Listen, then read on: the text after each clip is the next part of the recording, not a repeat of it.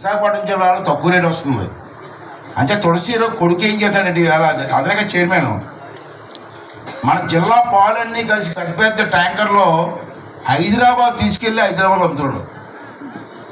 Correct అని చెప్పింది. హైదరాబాద్ అమ్ముతున్నాడమ్మా. ఎందుకు అమ్ముతున్నాడు అని చెప్పి నేను ఎంక్వైరీ చేశా. మనకంటే హైదరాబాద్ పాలు ఎక్కువ రేటు, డబల్ రేట్. అంటే అది ఈ సొంత లారీలు ఉన్నాయి కదా సార్, డైరీలో సొంత లారీలో పంపించి అక్కడ హైదరాబాద్ మార్కెట్లో అమ్ముతున్నాడు డబల్ రేటుకి.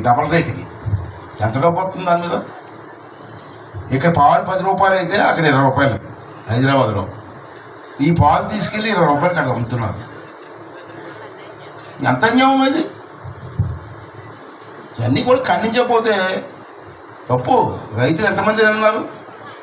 3 జిల్లాల సొసైటీది, విజయనగరం, శ్రీకాకుళం, విశాఖపట్నం. కొన్ని వేల రైతులు ఉన్నారు దీంట్లో.